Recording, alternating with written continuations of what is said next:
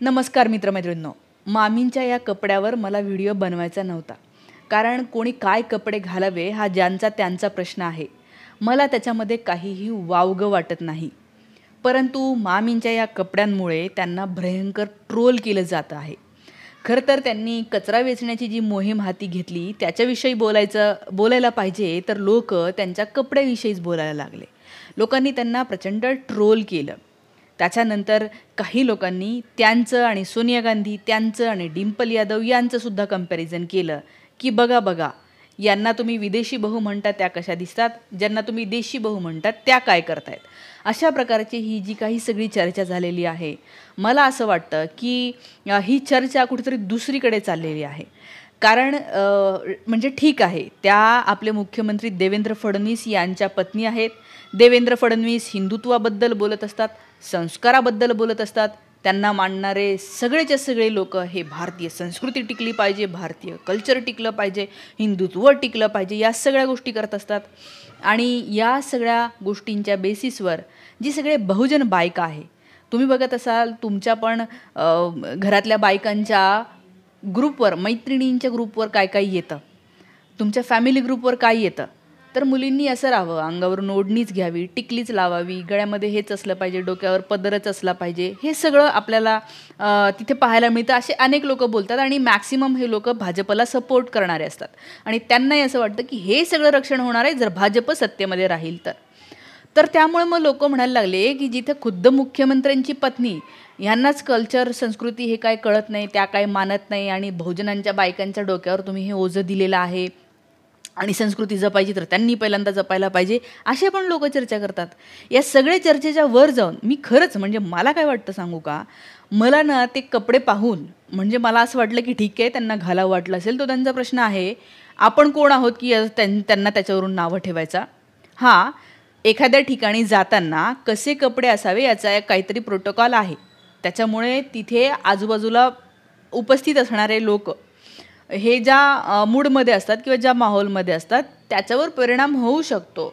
तर हे म्हणजे स्वतःचीच इमेज राखण्यासाठी लोक असं करतात की समजा देवाचे धार्मिक कार्यक्रम असेल तर तिथे नीट व्यवस्थित कपडे घातलेले असतात, ते फार फिट नसतात.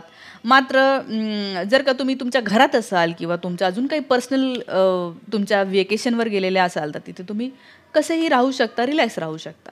पण या ठिकाणी आपल्या देवेंद्र फडणवीस यांच्या पत्नी गेलेल्या होत्या, ते म्हणजे गणपती विसर्जनानंतर झालेला जो काही कचरा आहे त्या कचरा वेचण्यासाठी गेल्या होत्या. खरं तर खूपच चांगली गोष्ट आहे. मला तर अजून मागे जाऊन असं वाटतं की अमृता फडणवीस यांनी खरं तर गणपती बसायच्या वेळेलाच एक आवाहन करायला पाहिजे होतं लोकांना की कमीत कमी थर्मोकॉल, कमीत कमी प्लास्टिकचं डेकोरेशन करा. प्रयत्न करा की प्लास्टिक तुम्ही विकत आणणार नाही, प्लास्टिकचे फुलं विकत आणणार नाही. कारण त्याचं काय होतं नंतर तर ते असं कचऱ्यामध्ये फेकल्या जातं आणि ते फेकल्याच्या नंतर त्याचं काय होतं, हे हजारो वर्षे हे प्लास्टिक कुठेच जाणार नाही, याचा खत होणार नाही, सडणार नाही आहे. तर ते कुठेतरी जमिनीवर पडून राहील किंवा जमिनीचा भाग व्यापला जाईल किंवा समुद्रामध्ये, पाण्यामध्ये जाईल, तिथल्या जीवांना धोका करेल आणि ते समुद्री जीवांच्या याच्या थ्रू किंवा पाण्यामधनं प्लास्टिकचे त्याचे कणकण होऊन तुमच्या पिण्याच्या पाण्यामध्ये येईल. तुमच्या पिण्याच्या पाण्यामध्ये नाही आलं तर हवेमध्ये ते कण उडत राहतील, हवेमधून तुमच्या नाकामध्ये जाईल आणि शरीरामध्ये जाईल. आणि प्लास्टिकचे ऑलरेडी काय दुरुपयोग आहे हे आपण सगळे जाणतो.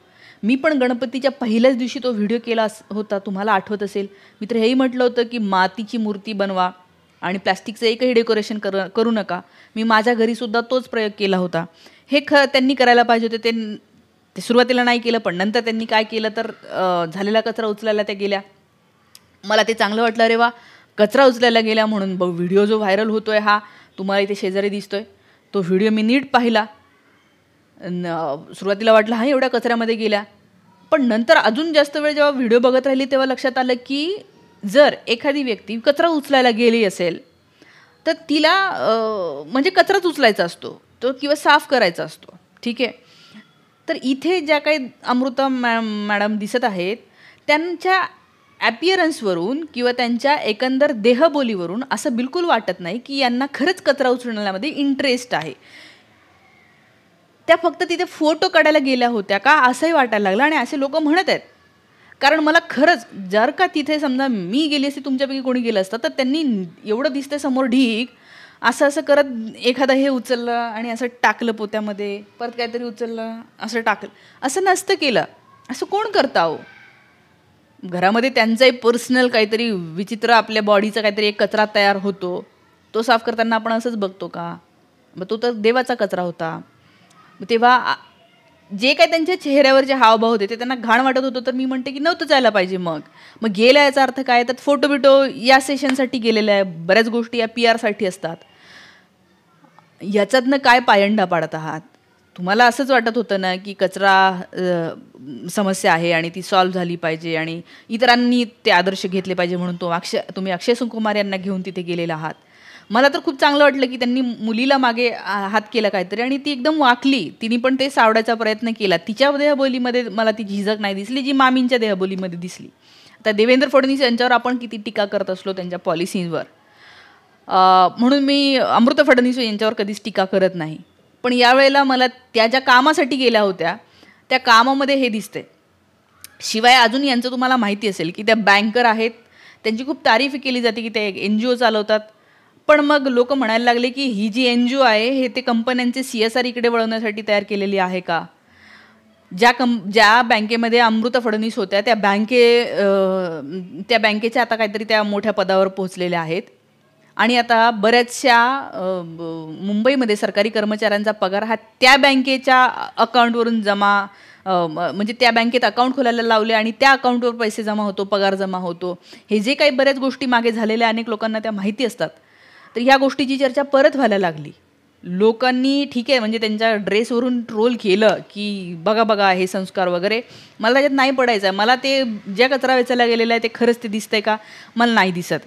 आणि त्याच्यानंतर हे जे काही सगळीकडे फोटो व्हायरल होत आहेत लोक म्हणायला लागलेले आहेत की ते लोक कुठे आहेत? भिडे गुरुजींनी तुम्हाला आठवत असेल साम TVची एक पत्रकार होती, तिने प्रश्न विचारला तर ते म्हणले आधी टिकली लाव मग मला प्रश्न विचार. याशिवाय लग्न झालेलं आहे तर तुम्ही मंगळसूत्र का नाही घालत? लग्न झालेल्या बाईने आपलं डोकं फक्त केस फक्त नवऱ्यालाच दिसले पाहिजे, पदरच असला पाहिजे. हे सगळे संस्कार बायकांना साधारणपणे दिले जातात आणि त्याच्यातच अडकवून ठेवलं जातं. मात्र तेच सांगणारे लोक त्यांच्या बायका खूप मोकळ्या फिरतात. मला हे सांगायचं इतर बायकांना, इतर महिलांना सुद्धा की हेच कपडे घाला, हेच नका घालू, हे कपडे घातल्याने संस्कृतीचं रक्षण होतं, याच्यातनं बाहेर या. भारतीय संस्कृती ही खूप व्यापक आहे आणि खूप मागे जातो म्हणलं ना. म्हणजे मी जॉग्राफीची टीचर आहे म्हणून सांगते. मी जॉग्राफीमध्ये हे अभ्यासलंय, शिकवलंय, जॉलॉजीचा अभ्यास केला, आर्किओलॉजीचा अभ्यास केला तर कळतं. मनुष्य तयार झाला, निर्माण झाला तेव्हा कपडे बिपडेचे शोधच नव्हता लागला. मग तेव्हा काय करत होतं? तर असेच फिरत होते सगळेजण. तुमचे आमचे सगळ्यांचेच पूर्वज फिरत होते. आणि नंतर त्या गोष्टीचा शोध लागला. आपल्या ज्या लेण्या सापडलेल्या आहेत, खजुराहोच्या लेण्या आहेत, कुठल्या मूर्तीच्या अंगावर कपडे दिसत आहेत? याचा अर्थ तेव्हा ते नव्हतंच, हे नंतर आलेलं आहे. पण मग ठीक आहे, नंतर आता आपल्याला ती सवय लागली. आपल्याला अशी सवय नसते कोणाला तसं बघायची. त्यामुळे जे काही आता समजा प्रघात आहे तो पाळला पाहिजे. साधारणपणे नाही पाळला त्यांनी, ठीक आहे, त्यांचा चॉईस आहे, त्यांचा फ्रीडम आहे, संविधानाने त्यांना अधिकार दिलेला आहे. आपण कोण आहोत त्यांच्या या कपड्यांविषयी बोलायचा? त्याला बॉडी हगिंग जिम सूट असं म्हणतात. हे पण मला यांच्यामुळेच कळलं ते व्हिडिओ बघताना. हा साधारणपणे जिममध्ये घालायला पाहिजे असं म्हणतात, पण मामींनी तिथे घातला, हरकत नाही. मुद्दा हा आहे की याच्यावरून आपण बोललं नाही पाहिजे. त्याच्या कामासाठी गेल्याबद्दल त्याच्यावर बोललं पाहिजे. आणि दुसरं म्हणजे जे लोक इतर वेळी तुम्हाला धर्म शिकवत असतात, म्हणजे माझ्या व्हिडिओवर अनेक लोक कमेंट करतात, तुझी टिकली कुठे आहे, तू हिंदू वाटत नाही, तू मुसलमानच वाटते. किंवा त्या सोनिया गांधींना लोक म्हणतात ही तर विदेशी आहे, किंवा त्या डिंपल यादवला म्हणतात ही तर मुसलमानाचीच आहे. म्हणजे आता ह्या तुम्ही टिकली नाही लावली म्हणून अंधभक्तांनी आम्हाला ट्रोल केलेलं. मला तर कितीदा कुठल्या कपड्यांवरून प्रत्येकच वेळेला हे नोट केलेलं आहे मी. मग आज त्या लोकांनी अमृता फडणवीस यांना काही बोललं आहे का? मग तुमची संस्कृती किंवा तुम्हाला हे फक्त फडणवीस किंवा भाजपला विरोध करणाऱ्या बायकांनाच बोलायचं असतं, त्यांच्याविषयीच तुम्हाला घाण बोलायचं असतं? हे पहिल्यांदा तुम्ही चेक करा. आणि जर तुम्हाला वाटत असेल की नाही मामींच्या विरोधात मी नाही बोलू शकत, तुम्ही बंद करा तुमचे तोंड, बाकीच्या विषयी पण नका बोलत जाऊ. कारण की प्रत्येकाला संविधानाने तो अधिकार दिलेला आहे. सगळ्यात महत्त्वाचं असतं, कपडे बिपडे महत्त्वाचे नाही आहे, तुम्ही काय विचार ठेवता, या देशाविषयी तुम्ही काय विचार करता. आणि खोट्याला तुम्ही खोटं म्हणता की खोट्याचं खोटं झाकता, हाच खरा मुद्दा आहे. धर्म त्याच्यामध्ये लपलेला आहे, तुमच्या कोणत्याच कपड्यामध्ये, टिकलीमध्ये, हारामध्ये, कुठल्याच काळ्या धाग्यामध्ये धर्म नाही आहे. धर्म आहे तो म्हणजे तुमच्या आचरणामध्ये आहे. आचरण तुमचं किती शुद्ध नैतिक आहे, किती तुम्ही प्रामाणिक आहात. असे प्रामाणिक लोक या देशामध्ये वाढले तर जगाला वाटेल की अरे इतके प्रामाणिक लोक देशामध्ये आहे, कोणते धर्माचे, हां मग तो धर्म चांगला. असं होतं. धर्माची वाढ तशी होत असते. भ्रष्ट, खोटे बोलणारे, एकमेकांना शिव्या देणारे, थोडासा विरोध केला तर काहीच्या काही बोलणारे लोकांमुळे धर्म नसतो पुढे जात. आज मला या मामींच्या कपड्यांवरून हे बोलायचं होतं. या व्हिडिओकडे पाहून तुम्हाला अजून काही नोट तुम्ही केलं असेल तर मला कमेंट करून नक्की सांगा. थांबते. Thank you so much.